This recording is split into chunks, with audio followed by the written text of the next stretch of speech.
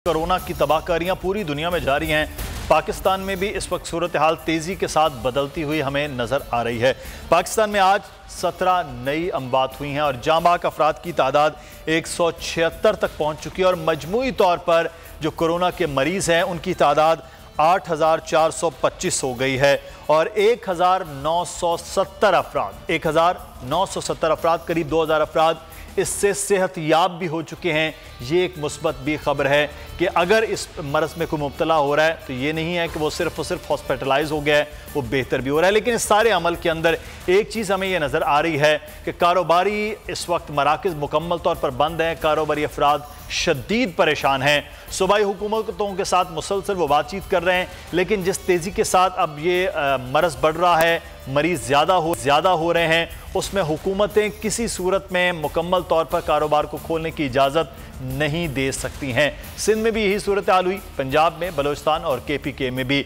लेकिन साथ ही साथ कुछ सेक्टर्स को बाकायदा तौर पर खोल दिया गया है और उन सेक्टर्स के हवाले से SOPs भी बना दिए गए हैं कि किस तरह से फैक्ट्रीज खोली जाएंगी, किस तरह से दुकानें खोली जाएंगी, वहाँ पर ग्राहकों का आना, ताजरों का अपना रवैया वो किस तरह से होगा, ये पूरा एक मैकेनिज्म बनाया भी जा रहा है। लेकिन दूसरी जानिब एक और अहम मामला है। चीफ जस्टिस ऑफ पाकिस्तान जनाब जस्टिस गुलजार अहमद साहब ने आज समाअत करते हुए केस में ये कहा कि खरबों रुपया लग गया है, लेकिन 5,000 टोटल मरीज हैं, तो क्या किया जा रहा है। टेस्ट के हवाले से बार बार उन्होंने, फिर ज़कात की तकसीम के हवाले से, पैसे की तकसीम के हवाले से उन्होंने आज काफ़ी सरजनिश भी की है हुकूमतों की कि वो क्या किया जा रहा है। सिंध के हवाले से उन्होंने कहा कि राशन तकसीम किया जा रहा है, वो कहाँ हो रहा है अभी तक कुछ मालूम ही नहीं हो पा रहा है। साथ ही साथ आज उलमाए किराम कि वज़ीर आज़म इमरान खान से मुलाकात हुई है। SOP तय हुए हैं कि किस तरह से रमज़ान मुबारक में इबादत का सिलसिला होगा, कौन जाएगा, कौन मसाजिद में जिनके लिए मना किया गया है। उलमाए किराम ने मुतफ़क्का तौर पर यह फैसला भी किया। अगले आने वाले वक्त में इस पर किस तरह से अमल दरामद होगा और क्या किया जाएगा, उलमाए किराम का किरदार क्या होगा, आज तमाम तर सूरत हाल पढ़ेंगे अपने प्रोग्राम में। सबसे पहले सिंध के हवाले से बात कर लेते हैं। इस वक्त हमारे साथ मौजूद हैं सूबाई वज़ीर इम्तियाज़ शेख साहब। बहुत शुक्रिया शेख साहब आपके वक्त का। सर, सिंध में लॉकडाउन बाकी सूबों की निस्बत पहले हुआ, बाकी सूबों की निस्बत सख्त हुआ, लेकिन उस लॉकडाउन के बावजूद जो मरीज़ों की तादाद है वो भी बाकी सूबों से कुछ ज़्यादा निस्बतन आ रही है। अब मज़ीद क्या आप लाया अमल इख्तियार करने जा रहे हैं, कुछ मज़ीद सख्ती होगी? देखिए जी, आपको पता है कि जब से ये 26 फरवरी से जिस दिन से पहला केस जाहिर हुआ, वज़ीर आला सिंध ने बहुत प्रोएक्टिव अप्रोच लेकर पूरी इस कोरोना के खिलाफ जंग को लीड किया और पूरे मुल्क में उसकी मतलब जो इक़दाम सिंध ने लिए, सिंध गवर्नमेंट ने और वज़ीर आला सिंध ने, उसको मतलब फॉलो किया गया। लॉकडाउन के हवाले से वज़ीर आला साहब की और हुकूमत सिंध की बिल्कुल ये पॉलिसी है कि सख्त लॉकडाउन होना चाहिए, क्योंकि ये चीज़ें केसेस जो अभी तक बहुत ज़्यादा नहीं बढ़े, अलार्मिंग सूरत हाल पे नहीं आए, वो लॉकडाउन की वजह से हैं। और ये पॉलिसी सिर्फ पाकिस्तान में या सिंध में नहीं है, ये पूरी पॉलिसी पूरी दुनिया के तमाम वो ममालिक, चाइना जिस तरह के फॉर एग्जांपल जिन्होंने इसको काबू किया, उन्होंने भी सख्त तरीन लॉकडाउन से किया। अमेरिका लॉकडाउन, यूरोप लॉकडाउन, मतलब India lockdown, Sri Lanka lockdown, Turkey lockdown, तो मतलब ये सब के सब लॉकडाउन में हैं और मतलब वो पीक्स वाला टाइम भी देख चुके हैं। उसके बावजूद भी वो लॉकडाउन में हैं। अब कुछ मुल्कों में जाके थोड़ा सा अपना ईज आउट थोड़ा सा हो रहा है, अदरवाइज लॉकडाउन तो हमारे पास भी इलाज उसका लॉकडाउन है। और ये लॉकडाउन आइसोलेशन में नहीं हो सकता। आइसोलेशन में एक सूबा करे, बाकी 3 सूबे ना करें, तो कुछ दुकानें वगैरह अपना बाकी सूबों में खुल गई, कुछ कारोबार खुल गए। हमें उसका भी एहसास है कि वो भी मतलब बहुत ज़रूरी है, कब तक उसको रखेंगे। लेकिन इंसान की ज़िंदगी है तो कारोबार भी है, इंसान की ज़िंदगी है तो बाकी चीज़ें भी हैं। इस वजह से सिंध हुकूमत इस बात पे इसरार करती रही है कि जी लॉकडाउन सख्त होना चाहिए। लेकिन लॉकडाउन के गवर्नमेंट ने और कोई चीज़ नहीं है उन्होंने शेख साहब, इसके अलावा कोई स्ट्रेटजी आपके पास नहीं है, यही कारोबारी अफराद कह रहे हैं।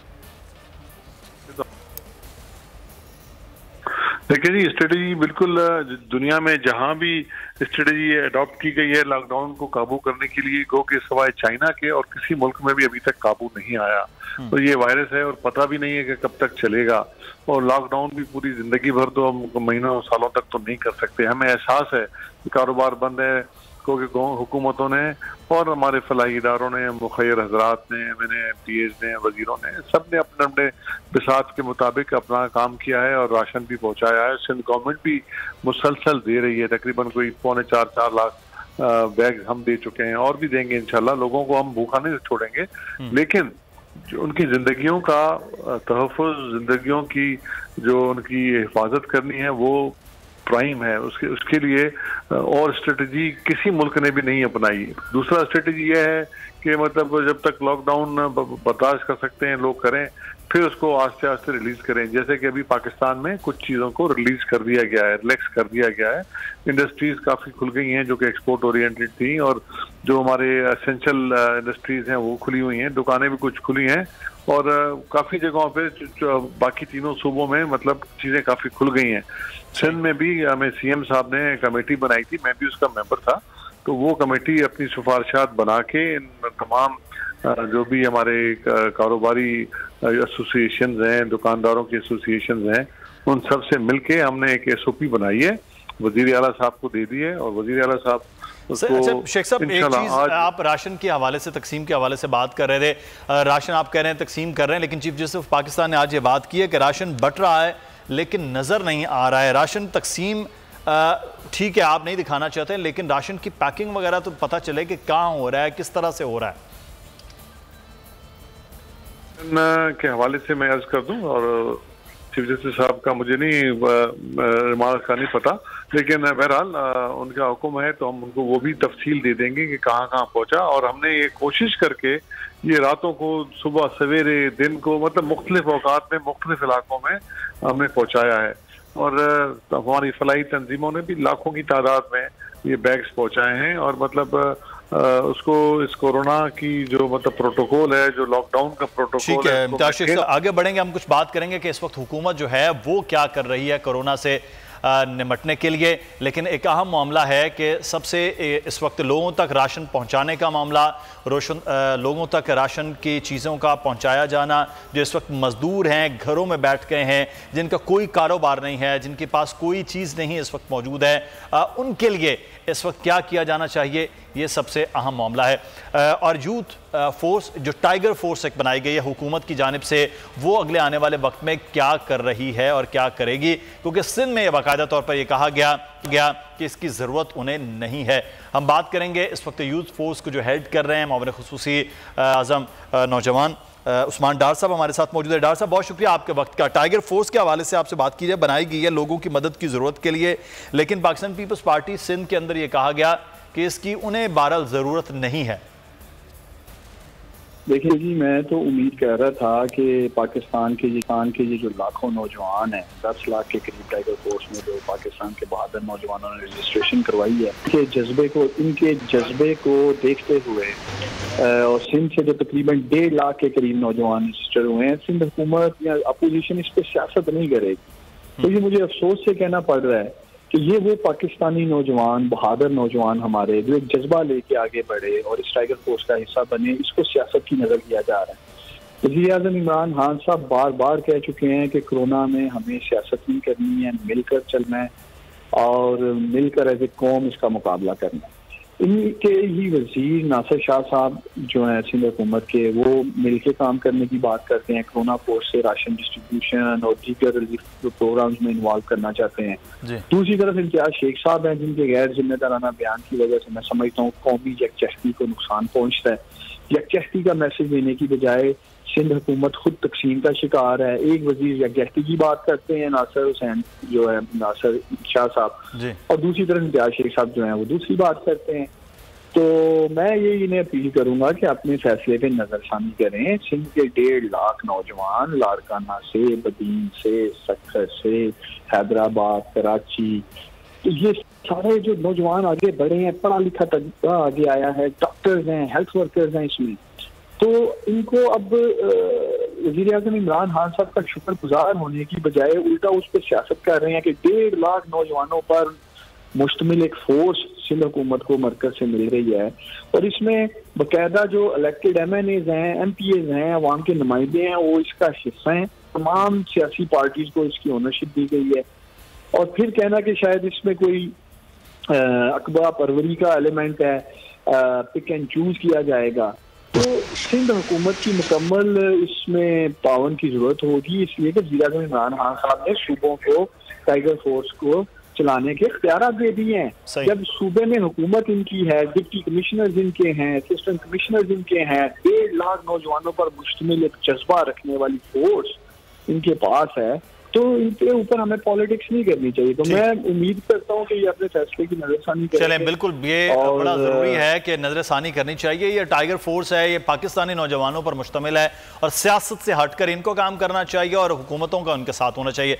अच्छा, टास्क क्या रखा गया उस्मान डार साहब, क्या किया जाएगा? क्योंकि जो नकद इमदाद थी वो तो एक मैकेनिज्म के तहत इस वक्त तकसीम भी हो रही है और बहुत बड़ा फिगर है जो इस वक्त तक तकसीम हो चुका है। ये टाइगर फोर्स क्या करेगी? देखिए, सबसे पहले जैसे मैंने आपको कहा है कि हमारे हेल्थ वर्कर्स हैं, उनको इंशाल्लाह ताला ग्राउंड पे उतार रहे हैं। सूबों में जिस सूबे से जिस डिस्ट्रिक्ट से है वो इंशाल्लाह ताला आज से प्रोसेस शुरू कर देंगे।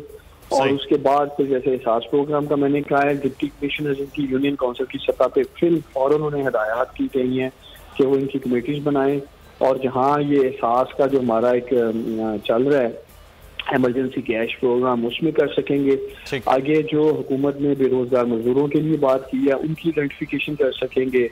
और चौथा जो हम बात कर रहे हैं राशन डिस्ट्रीब्यूशन की, ऑन रिकॉर्ड सिंध हुकूमत मान चुकी है कि उनको लोगों तक मुस्तकीम तक सिंध में राशन पहुँचाने में मुश्किलात का सामना है, दुश्वारियों का सामना है। तो ऐसे हालात में भी ये जो टाइगर्स हैं हमारे अपने अपने गली मोहल्लों की सतह पर यूनियन काउंसिल में राशन डिस्ट्रीब्यूशन में भी हेल्प आउट करेंगे। होम क्वारंटाइन जैसे डिस्ट्रिक्ट सियालकोट में कुछ 6,500 के करीब लोग बाहर से आए हैं, उनको इस वक्त होम क्वारंटाइन किया गया है, जिसके साथ साथ उनके तकरीबन अहलो अयाल को डाल के तो ये 30,000 के करीब अफराद हैं जो डिस्ट्रिक्ट सियालकोट में इस टाइम होम क्वारंटाइन में हैं। तो इसलिए उनको जो होम क्वारंटाइन करने की जरूरत पड़ रही है सही, ये बड़ा जरूरी है। लेकिन एक चीज मैं यहाँ पर आपसे पूछना चाहूंगा, क्योंकि ये नौजवान जो हैं वो सबसे ज्यादा ताकत है, यही असल सरमाया है, लेकिन इन नौजवानों का जो टाइगर फोर्स में है इनकी अपनी हिफाजत यकीनी बनाना बहुत ज्यादा जरूरी है। तो इसके लिए क्या आपने प्लान किया? देखिए, एक तो हम इनको ऑनलाइन ट्रेनिंग देने की जिस फील्ड में जरूरत है वो करेंगे। अच्छा, कम्युनिकेशन सारी ऑनलाइन होगी थ्रू सिटीजन पोर्टल। और तीसरी चीज, जब ये मैदान में काम करने जाएंगे तो अगर ये हेल्थ सेक्टर में करते हैं तो ये हेल्थ सेक्टर में प्रोटेक्टिव क्लोथिंग, मास्क जो इनको चाहिए ये उसकी पूरी क्या कहते हैं तैयारी करेंगे। और जो राशन डिस्ट्रीब्यूशन के लिए SOPs हैं कि कितना डिस्टेंस रखना है, क्या इन्होंने वहाँ जाकर बात करनी है, वो अलग से एक की बुक बनी है इनकी। तो पूरी तैयारी के साथ इंशाल्लाह ताला मुझे उम्मीद है कि पाकिस्तान के नौजवान ये मुतरक होंगे और डिप्टी कमिश्नर साहब जो हैं पूरे पाकिस्तान के जो अजला में हैं वो इस फोर्स को इंशाल्लाह ताला चलिए बिल्कुल, ये अगर ये फोर्स आ रही है तो इस फोर्स का किसी सियासत के काम करना चाहिए और तमाम तर सूबों को इनसे काम लेने का तरीका भी बगैर सियासत होना चाहिए। बहुत क्या आप कोरोना के खौफ से हैं डिप्रेशन का शिकार? अब ना हो परेशान, बोल महफूज पाकिस्तान के तहत डॉक्टर ऑनलाइन का आगाज हो चुका है। माहिरीन सेहत से पूछें कोरोना से मुताल्लिक अपने सवालात। राब्ते के लिए फोन उठाएं और डायल करें 021-350-91425, 021-3509-1433। लाइव कॉल्स होंगी दोपहर 2 से 3 के दरमियान। आप अपने सवालात व्हाट्सएप पर भी भेज सकते हैं 0337-0310-377 और रह जाने वाले सवालात के जवाबात 24 घंटे ब्रेक में नशर किए जाएंगे। इस पैगाम को अपने सोशल मीडिया अकाउंट्स पर शेयर करें और अपने प्यारों को टैग करें और इस नंबर पर व्हाट्सएप करें ताकि हम ये पैगाम आपको और आपके प्यारों को भेजें। क्या पता किसकी मदद हो जाए। तो जुड़े रहिए बोल के साथ, क्योंकि बोल का पैगाम महफूज पाकिस्तान।